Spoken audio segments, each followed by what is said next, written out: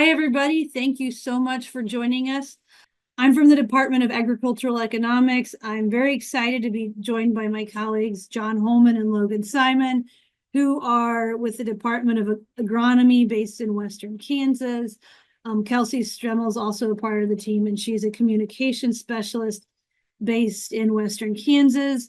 We also, I believe we have somebody from the RMA Topeka office on this call, which is great. I don't think I've ever given a presentation or talk where I haven't had questions that where it's helpful for them to answer. So appreciate them being here.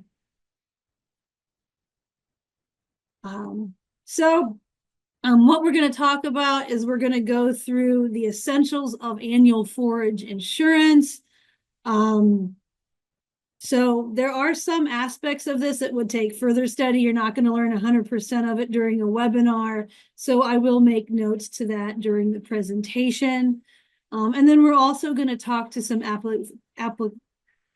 talk through some applications for producers who are facing water shortages where annual forage might make sense, at least to consider as an option. So what is annual forage insurance? If you use pasture rangeland and forage insurance, PRF, it's going to seem pretty familiar to you. There's going to be a lot less of a learning curve. So you could think of it, it's like PRF, but it's used for annually produced forage crops. I always try to summarize crop insurance products in one sentence. So when it rains less than usual in your area within a 2-month period during the USDA defined growing season, you get paid. And I'm going to go through all the different components of that in this talk. In terms of the timing, why we're doing this webinar now, the deadline for annual forage insurance is July 15th. And that's going to cover annual forage crops that are planted from August of this year. There's actually, it's August 2025 through July 2026. We'll get that fixed. So it's for annual forage crops planted for the next year. Annual forage insurance is one of several options that producers can use to insure forage. So there are sort of your standard crop insurance products, multi-peril crop insurance. So, let's say corn, you could insure it for silage. The key there is it has to be insured as grain. So you have to be able to measure the yield as grain.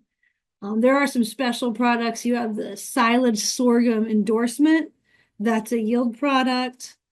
And then there's a triticale APH. That one is for grain, and it's a yield product. Also, there is an alfalfa revenue protection product that is under development.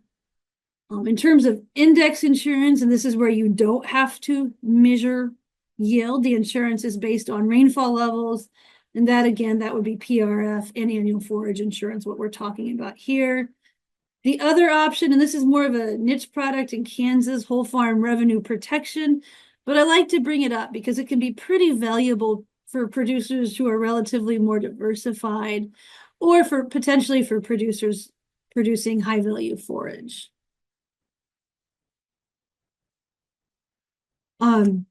So there are some reasons why producers might want to use annual forage. The first relates to just the set of insurance products that are available. For some forage products, multi-peril crop insurance might not be available. So in that case, you might not have as much of a choice. And if it is available, there potentially are some disadvantages or the reasons you'd want to consider alternatives. So if that crop isn't available in your particular county, you might have to do a written agreement. That can take extra time. A producer might not have a production history, or forage yields could be difficult to establish. In some cases, actually measuring or those yields may be difficult, or there might just not be the record there. And so I'm curious, I know there's some insurance agents online, if there's any other reasons for that. Although I can't see the chat box, it's gonna be a little tricky. All right, I'll just break in if we have stuff. Okay, perfect. Thanks, Rich. The next part, why a producer might want to consider annual forage insurance, it's managing water limitations. It is an insurance product you can use as a part of those strategies. Logan, do you want to jump in here? Absolutely. Absolutely. So annual forage production can be a really important part of drought management and deficit irrigation management in central and western Kansas. And we've definitely seen that continue to rise across our area. What forage crops bring for us on the water saving side is the lower water requirement that they have compared to our grain crops. And the easiest way to look at this would be simply thinking about the difference in the length of the growing season. With a forage crop, we are harvesting at some sort of immature stage. In that way, by shortening the growing season, we have a shorter window of water use and water requirement compared to the water required to take a grain crop all the way to maturity. Even within that, we also have opportunities to select some of our specific forage crops, thinking about, say, triticale, forage sorghum, those forage crops that have some inherent drought and high water use efficiency traits to them. And so that makes these annual forages really important parts of managing drought, as well as managing under deficit irrigation systems. The other thing that we have really driving this here also is around the demand and the cost-effective nature of our forages. Local forage production in central and western Kansas is going to be more cost-effective than grain, especially in these deficit irrigation systems or these drought systems, drought scenarios. Um, when you consider the significant demand for forages and the realities of railing in forages versus grain, in reality, forage production locally is always going to be more beneficial for us compared to trying to rail something like that in. We can rail in grain, but forage production locally is always going to make the most cost-effective sense. Right. Thank you, Logan. So moving on, annual forage insurance is available in 8 different states. That's listed in the bottom of the slide. So if you're not from Kansas and you're joining us, welcome. We are Kansas State University, so most of our examples are going to be from Kansas, but everything that we present should be applicable across all eligible states. So annual forage it's been available from 2014. And in Kansas, we are approaching almost 500,000 acres this year in 2025. The 2025 data is not final. If you look at the national level, you see something similar. Nationally, 4.3 million acres have been reported for 2025. And I'm not sure, but I think, hopefully maybe an insurance agent or somebody from RMA can confirm this, but I suspect this increase in acreage is due to the increase in triticale production in Kansas. We only have about 30,000 acres more, give or take, in our triticale APH yield insurance, but annual forage is really taken off in the same time period. So again, I'm having a little trouble in the chat, but I'd be really interested if somebody could confirm that.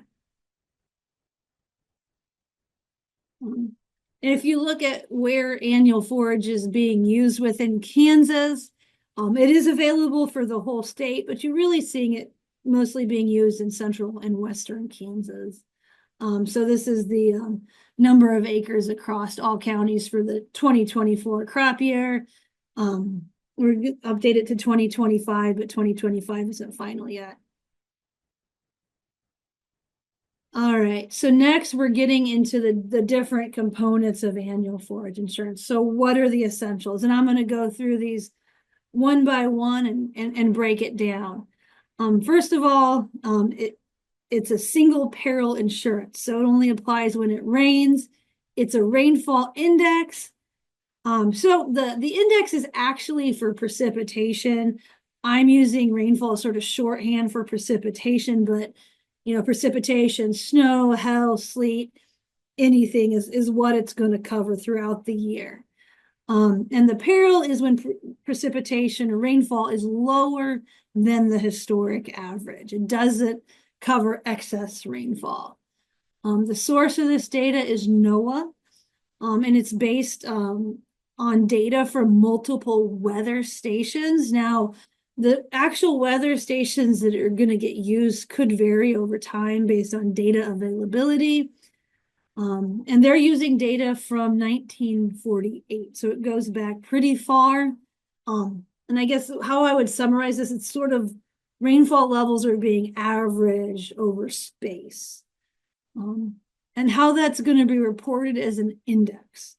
The index, you could think of it like a percent. So 100 would be average rainfall. 120, that's like 120% rainfall is higher than average. If rainfall is lower than average, it's going to be below 100. So 75 index, that's rainfall 75% of the historic average. So if you use PRF, this is also used for PRF. The next part of this, it works when it rains less than usual. And we're going to get into that. Again, this is very similar to PRF. So again, we have that index. 100 is normal weather, normal rainfall. Producers get to select a coverage level between 70 or 90%. That's basically it's the inverse of a deductible. It's the point where you start to get payouts from the insurance. And how this happens effectively is it's when the rainfall index falls below the coverage level. So if you have a rainfall index of 60, payouts are going to be made no matter what your coverage level is. If you have a rainfall index of 80, it depends on your coverage level. 70% is not going to pay out, but 90% will. If the rainfall index is 90 or higher, no policies are going to trigger. Generally, with high coverage policies, these are going to trigger more easily, so you're more likely to get paid out. They're going to cost more. Lower coverage levels, less likely to trigger, and they're going to cost less. So, there's some flexibility there depending on what producers are comfortable paying, and how much protection they want. The next part, when it rains less than usual in your area, this is area insurance, same as PRF. So the insurance is not for your farm or your ranch, it's for a grid. And what these grids are, these are the areas where rainfall is being measured. It's about a 14 by 16 mile area. So the actual measurements are in latitude and longitude. So that 14 by 16 miles, that's an approximation. You could think there could be 6, 7, 8, 9, 10 grids in a county. So they're sub-county.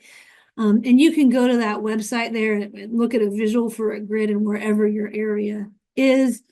If you're from here, maybe a grid is like 10 Manhattans or Junction City, Milford Lake, and Fort Riley. But I think having that visual really helps. So again, this is the insurance payouts. They're based on what happens in your grid, not on your operation or on your field. So there's not 100% guarantee that payouts match what happens in your field. So you could not get a payout when you have less precipitation, or you could get a payout when you have sufficient rainfall. So both of those things can happen. And it's something I think that you just need to go into this product understanding. And there's a couple different ways to manage this. So there is that website I had from the RMA, the decision tool. There's pretty rich historic data available. So you could go in and you could see, okay, how has my own experience been different than what's happened historically? So see if this is something that you're comfortable with or not. The other management approach you could take is really to take a long-term approach. And this is really based on annual forage and all other products that are part of the federal crop insurance program being designed so producers come out ahead in the long run. Again, there's no guarantee of it, but that's how it is designed. So producers for annual forage, the government's paying at least half of the actuarially fair premium, maybe a little more depending on the coverage level. But the goal of the program is approximately to pay out as much as indemnities as are paid in by premiums, both from the government, from the premium subsidy, and from the producer. So again, typically it's not guaranteed a producer comes out ahead. So, with that, okay, your experience might not be the same, say, for every interval or insurance period, but in the long term, it should, make some payouts to provide some resources to help a producer manage rainfall shortfalls. All right, next. So when it rains less than usual in your area, in your grid, within a 2-month period during the USDA-defined growing season. So the growing season, that's a new term. It's not like PRF. There's no such thing as a growing season for PRF. But that's when your potential coverage for this insurance product is. And the way that I like to think about a growing season is you're going to plant the crop in 1 month, and the growing season is the next 7 months. So again, whatever month you plant that crop in, the growing season where you're going to be eligible for coverage is the next 7 months. So I have 2 examples here, and you might have noticed they look kind of funny, example 1 and example 12. I did that on purpose because there's 12 growing seasons that correspond to the insurance cycle. So example 1, that's growing season 1. That's when you plant in August of 2025. And so your growing season, or when you're eligible for coverage for under annual forage, is from September of 2025 to March of 2026. And then you have the last possible growing season within this insurance cycle. So that would be planting in July of 2026. Your coverage is going to go from August of 2026 to February of 2027. So again, you plant in 1 month, the next 7 months that's your growing season. I do have a visual for that. If that's helpful in a few slides. Also, Jenny, yep. There's a question here. How many precipitation measurement stations are in each grid? I get this question a lot. I don't have an exact measure. Jenny? Yep. Hey, this is Colin Olson. I'm the director of the Topeka Regional great. Office. I'd love if you'd answer this one, Colin. Yeah, there's not really a good answer. And that's one of the big challenges with annual forage. I don't mean to steal your thunder, Jenny, if down the road you talk about the producer tool available on our website. Yep. But we use NOAA data. It's the Climate Prediction Center. So the rainfall precipitation gauges are managed by NOAA, not by RMA.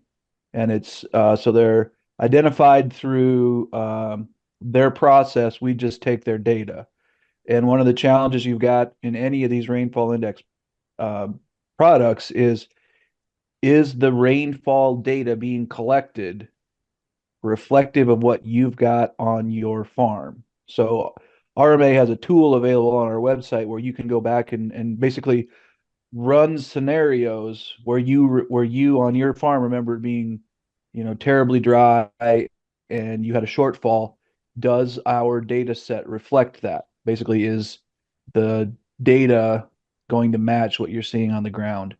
So one of the challenges you've got is that the areas that have a lot of annual forage also don't have a lot of population, so the great rainfall gauges can be a little bit widespread, far apart.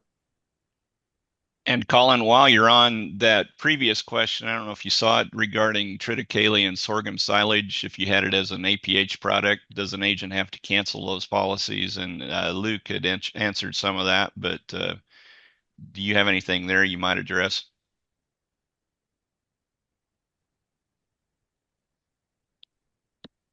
Luke's got it right. Yes, you just have to identify which way you are going to insure that crop.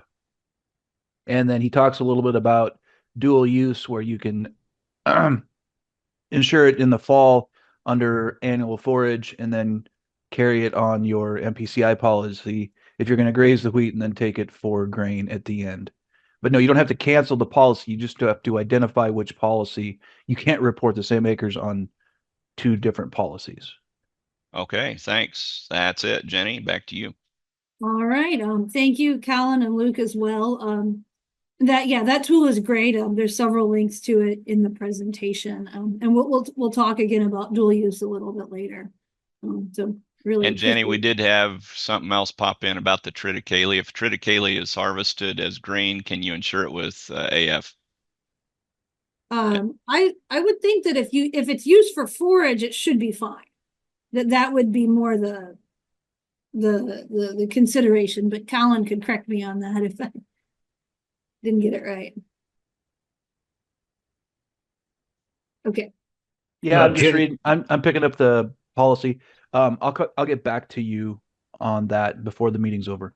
Okay. Awesome. Thank you. All right. All right. So that's the growing season. Again, I'll have a visual in a few slides, or you could jump ahead to it. So next part is this 2-month period when it rains less than usual in your area within a 2-month period during the growing season.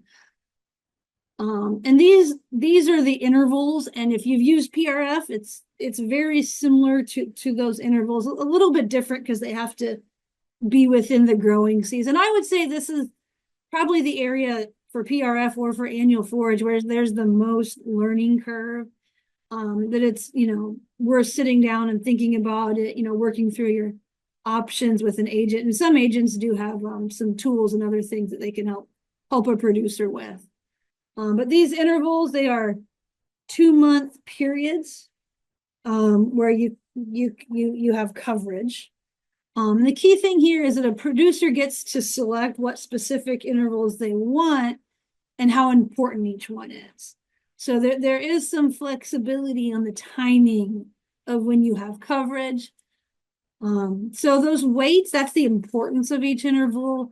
That's going to affect both the premiums and the payout. So if you have higher weights, you have a higher premium and a higher potential payout or higher protection for that interval. So for growing seasons 1 to 4 and 7 to 9, so 1 is when you're planting in August. For those growing seasons, you have to pick 3 intervals. So you go back, a growing season is 7 months, you're picking 3 intervals. So you effectively have to have some insurance for 6 of those 7 months within your growing season. In terms of the weights, they can go to 20 to 40%, and they have to add up to 100%. I'm going to give you an example for what that looks like. Here's the visual here. That's more just for reference if you want to go back and look at it. But first of all, this is interval example 1. This would be for growing season 1. So you're planting in August. Your growing season goes from September to March. So you have to pick 3 intervals. So the ones I've picked here, September to October, you could give away to 40%. November to December, you give it away to 40%. January to February, give it a weight of 20%. And in this case, you're not covering March. And again, you could do 30, 30, 40 or whatever different combination meets your needs. Next, I have an example that corresponds to growing season 10. So that would be planting in May. Generally for growing seasons 10 to 12, so that's planting in May, June, or July, you can select 2 or 3 intervals. So if you're selecting 2 intervals, the highest weight is 50%. So let's say you plant in May of 2026, that's growing season 10, for June to December. And so you could have all your coverage in the beginning. So you could have 50% in June to July, another 50% in August to September, and choose not to have coverage for October to December of that growing season. Again, I think this is a little bit of maybe, especially if you're a new user, something that takes a little bit more time to figure out. And there are some agronomic considerations. John, do you want to talk about this? Yeah, Jenny, be happy to. So, when we think of these different forages options we might be growing, we have different species which have different lengths of the growing season, and then we could have difference in the timing that we harvest that. So if it's a hay, if we're harvesting it for hay, we may harvest that at heading, but if it's taking a silage, that would be soft dough. And then we think about the species. So, for example, if we think about maybe triticale, we might be planting that in September, but the soonest that we could assign a insurance to that would be October. If it was taken for silage, it wouldn't be till maybe in June. So that's 9 months of growing season at the extreme of that case. So you can easily cover, maximum 6 months. So that's easily covering that period of time. You think of something like spring oat, it's best to plant that as early as possible in the spring. But we may be planting that the first part of April and then turning around and harvesting it for hay in June. But you have to cover 3 2-month intervals. And so, you're really going to be having that insurance product that time, 4 months after the crop is already harvested out of the field. If we look at the importance of the timing of precipitation and the effect on yield, it's really important early in the growing season.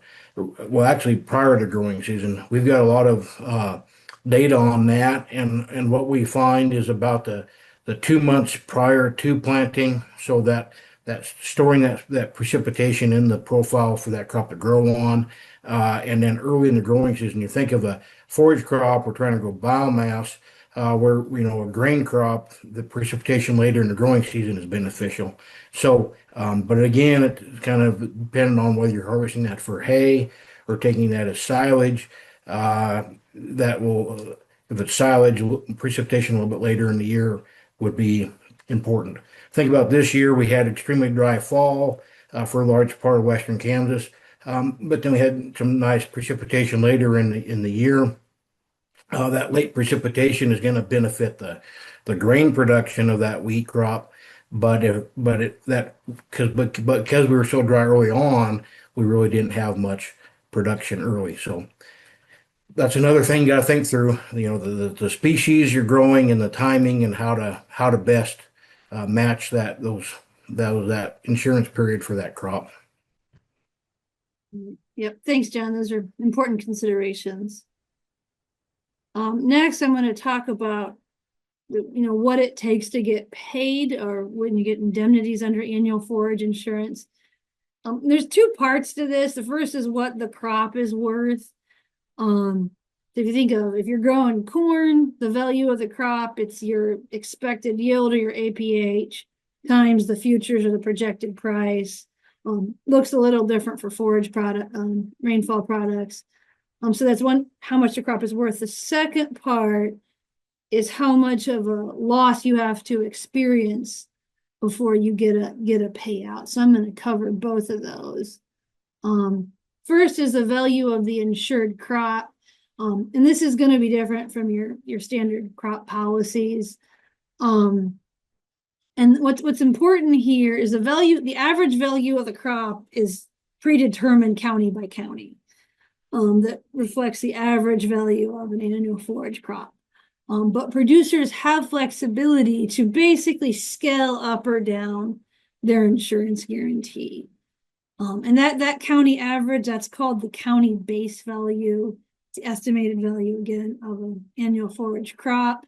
I checked the numbers for the 2025 crop year, so that's the one that's still in progress. And it varies quite a bit. If you go to the far northeast corner in Donovan County, county base value was $458. You go down to the far southwest corner, Morton County, $289. So, it does reflect differences over space. But again, you have that flexibility to scale that up or down. That's called the productivity factor. So you can scale it down as much as 60%, or you can increase it by 50%. So that's at 150%. So if you take those ranges above, so it's your county base value times the productivity factor, that could range from $173 to $687. So there's a lot of flexibility there. If you think about your guarantee, so that's your county base value times your productivity factor. So that's the sort of expected value of the crop times your coverage level, which the producer selects from 70 to 90%. And that I'm sorry. And that, yeah, that I would also say the productivity factor, that's something that probably want to take some time to think about. It's going to affect both your premium costs and your payout. So how much protection do you want? How much do you want to pay? Next, how are payouts calculated? Or when are payouts triggered? So there's some math here. So I color coded it to try to make it a little bit clearer. So county base value, that's in yellow. The protection or the guarantee is in purple. Green are the indemnities. So I just trying to explain this through using an example. So if suppose you're in a county, there's a county base value of 300. So that's what you're starting at. And the producer selects a 90% coverage level. So that's the maximum coverage. And this assumes, I guess we're assuming that you don't adjust the productivity factor of 100. In this case, your guarantee is going to be $270, and that's for the entire insurance period. Now, let's say there's 2 intervals. So you're in one of the growing seasons where you can pick 2 intervals. You're going to give them an equal weight. And so your protection is going to be $135. So that's $270 divided by 2. So you're spreading that protection equally over the 2 intervals. So let's suppose that in the first interval, your index, the rainfall index is 10. So this is an incredibly dry interval where rainfall is only 10% of the historic average. In this case, your payout is going to be $120. And so I did a little bit of the math here. I'm not going to go through every single number, but what that $120 does is it's going to bring you back up to the protection of $135. So, that's how it's calculated. It's making up for that shortfall in precipitation based on your county base value and your coverage level. Right. All right, so next we're gonna go through some examples. So this is the application part. Logan, could you set us up for this first example? Absolutely. So our first example that we're going to look at here is the example of triticale. And in counties like Scott, we have seen just a huge explosion of triticale acres in recent years, as Jenny mentioned earlier. Not to discount counties like Pawnee, Stafford, and Edwards, where rye actually outnumbers the triticale acres for grazing and silage chopping. The demand here is the feed yards, but increasingly the dairies. As I say, significant demand for annual forage out here in these regions from our various and growing livestock feeding operations, and so that really drives here. As Jenny was mentioning, we got producer options for annual forage as well as that triticale APH. She might mention that more. Again, in the scenario here in Scott County, what we tend to see producers doing is utilizing triticale as an alternative to corn. In this case, my scenario here, we've got two crops, triticale and corn, in rotation, both going for silage. Both are might be considered irrigated. In this case, we're using triticale to as a lower water use crop compared to that corn silage. So in this case, triticale is going in after corn. We're planting it in the fall. We might, depending on conditions, have some irrigation to get that crop established and going. But from there on, as we're managing our irrigation in this triticale crop, it's all going to hinge upon what our rainfall looks like. And so when rainfall is high, as has been recently, we're not irrigating that triticale crop, and so we see some really significant reductions in water use by including triticale in this system, and really complementing that higher water use corn silage in this split system. In this case, we're looking at planting in early September, and so that's going to be corresponding to growing season 2. All right, next I'm going to move on to what an annual forage policy would look like. And this was estimated using that tool that Colin mentioned. The link is there. Anybody can go to it. I think it is pretty intuitive, and now we've reviewed all the components. So annual forage policy, and I assumed a 90% coverage level for this scenario. And I'm going to go through now column by column. So the interval selected, October and November, skip December, and then January and February, and March and April. So the producer put 40% weight on October to November, 20% in January and February, and 40% in March and April. There's the corresponding premiums for each interval there. So 19 in the first one, 8 and then 14. It adds up to $41 per acre. Now, this is not the true cost, so the government's paying a little over half here. This is the cost that the producer pays. Next is the protection. So this is the insurance guarantee. Looks a little different based on it's lower in that January and February period because the weight is lower, but that adds up to almost $300. And then you have, you have the actual index. So for October and November, it was over 200. So rainfall was double the historic average. In January and February, it was the opposite. It was about 10% of the historic average.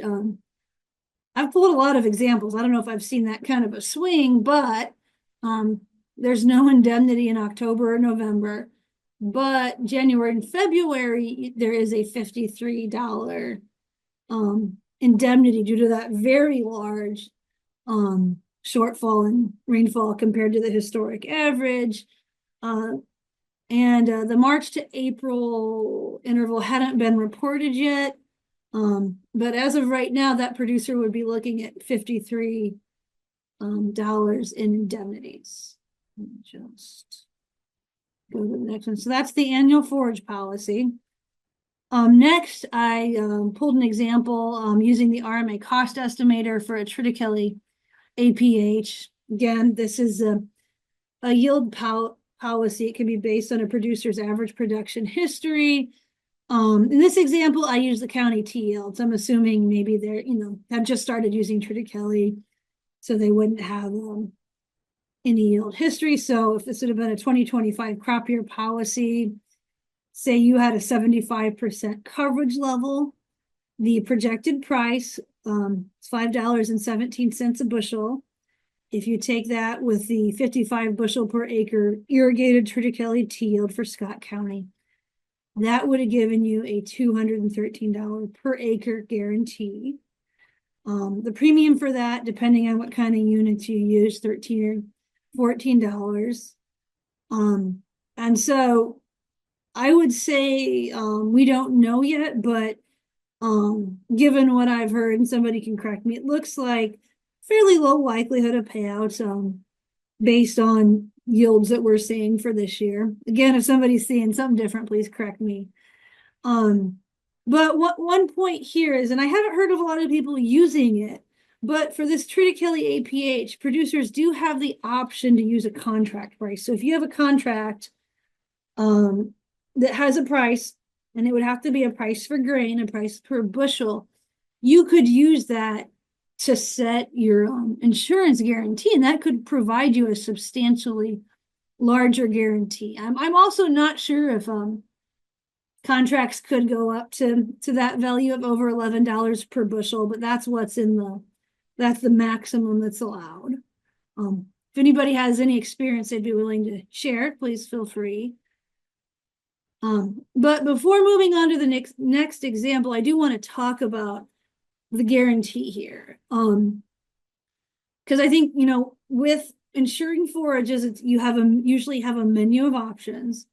In this scenario, annual forage, depending on that productivity factor, you could scale up your guarantee up to $443 per acre, which is quite a bit higher than my example APH policy. On the other hand, if you had a contract price, you could get over $400 or $500 of guarantee. So, depending on, how you're managing things, the guarantee, could be a factor on what type of policy you're using. Annual forage does have flexibility to go higher, but sometimes maybe in the case of very high value forages, you might have a higher guarantee under another type of policy. All right. So next, we're gonna move on to an example of dual use wheat, which somebody mentioned before. John, would you like to set this up? Yeah, be glad to.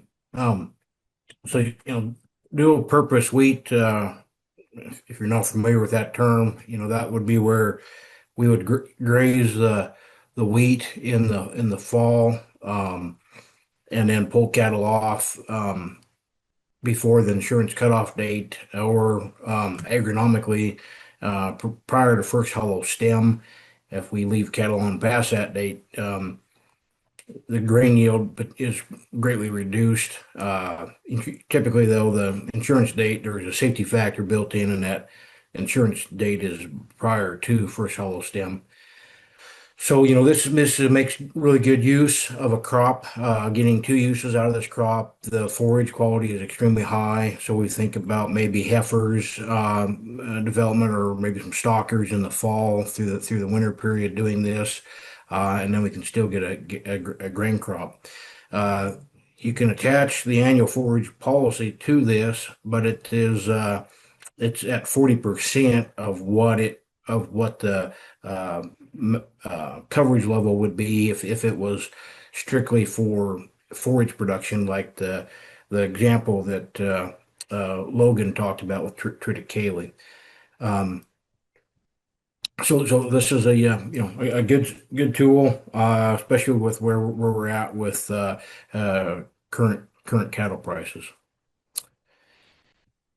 Think that basically covers it. All right. Thanks, John. So I'm going to go through an example of what annual forage dual use would look like for Ford County. And then I'll talk about sort of the companion wheat revenue protection policy.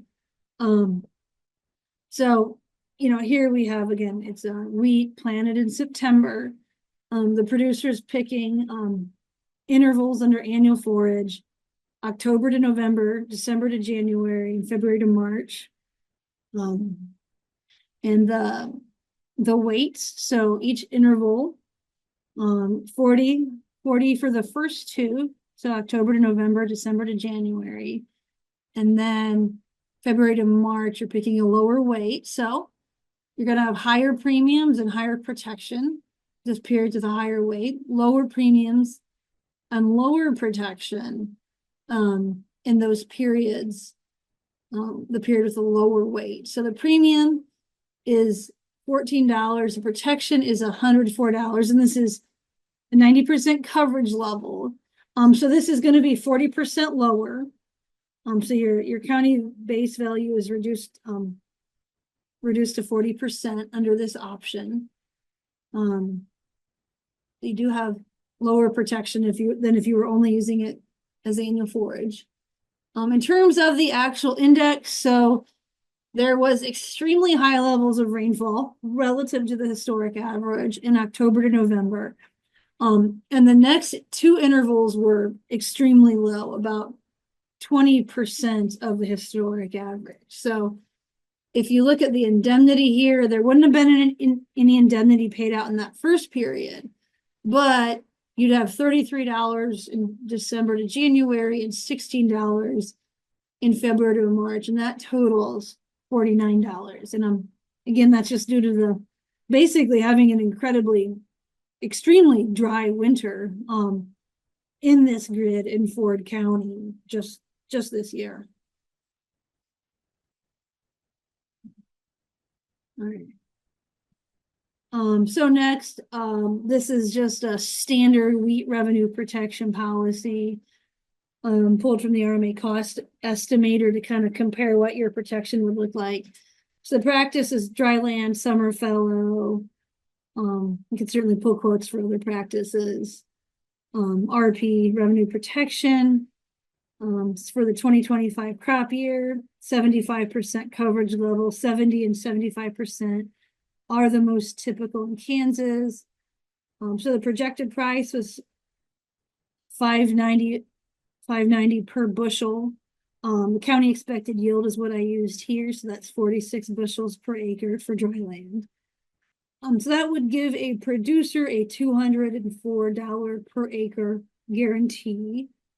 And that costs, so this is revenue protection. You can use enterprise units, so that's going to be a little bit lower cost. That would be about $6 per acre. It's going to be more if you use basic or optional units.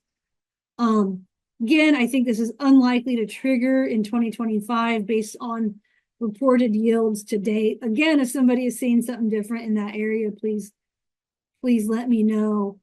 One thing I want to point out, so if you've just done wheat revenue protection, you have a $200 per acre guarantee. If you add this, the total protection under the annual forage dual use is $100. So you're getting an over $300 insurance guarantee, by having the forage use and annual forage insurance. The other thing that I know, John, you've had personal experience with this, that I'd like you to talk about the short rate option that you can use with wheat policies. Sure. Yeah.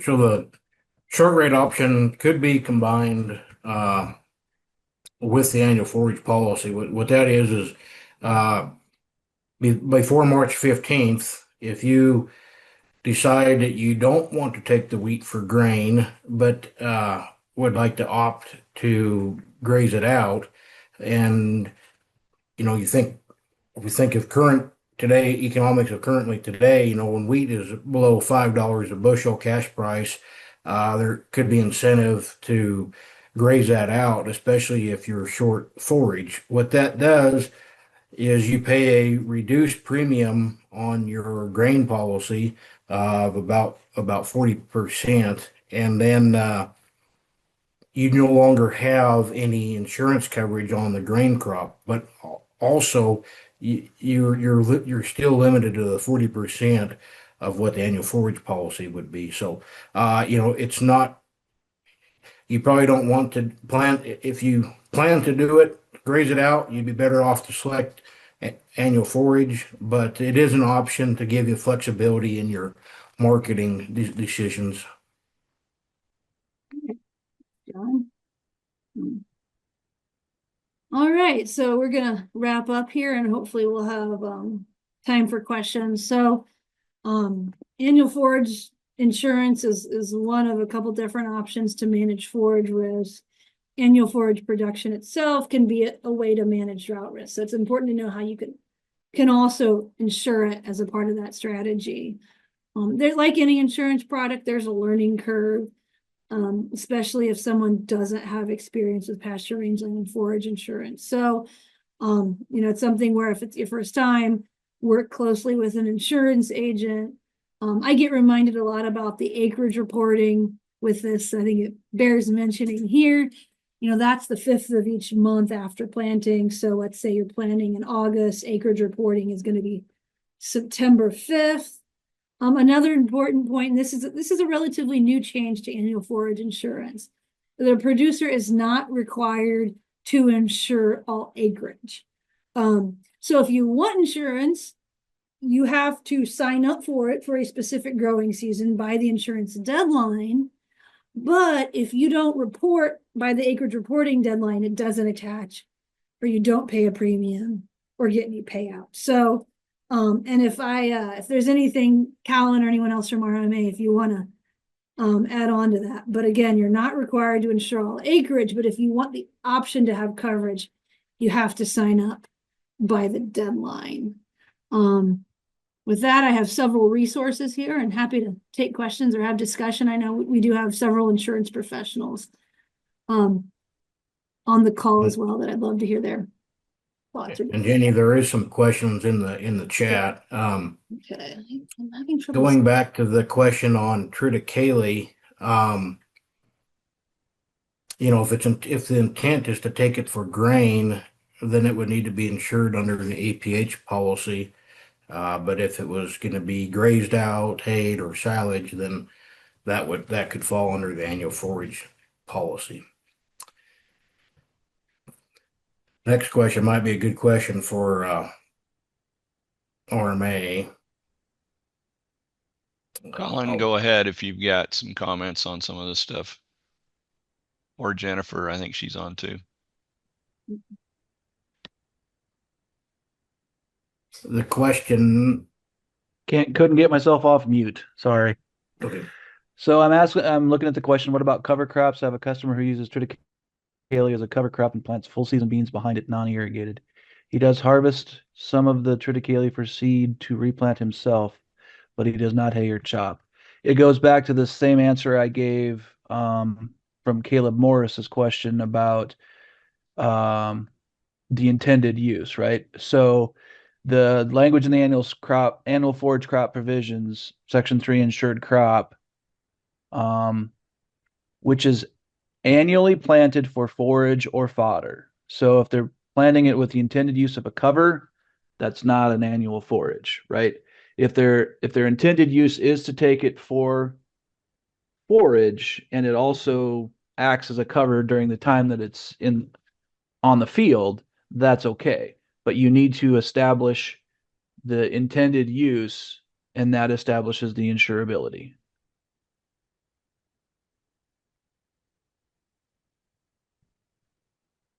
Then the next question, is there any verification that the producer utilizing the dual use option on wheat is involved in livestock production similar to PRF?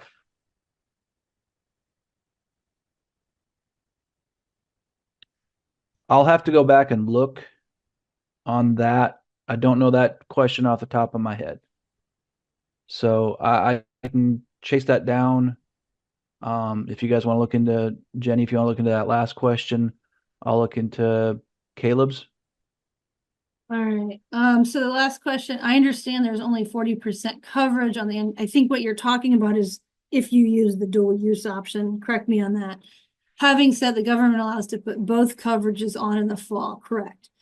Yes. So for annual forage, you'd have to sign up by that July 15th deadline. The deadline for wheat is September 30th. So yes, both in the fall with different deadlines. I'm going back to the chat to see if, all right. I think we've covered everything there. Dennis was the last one there. Okay. Unless you had a private message. Okay.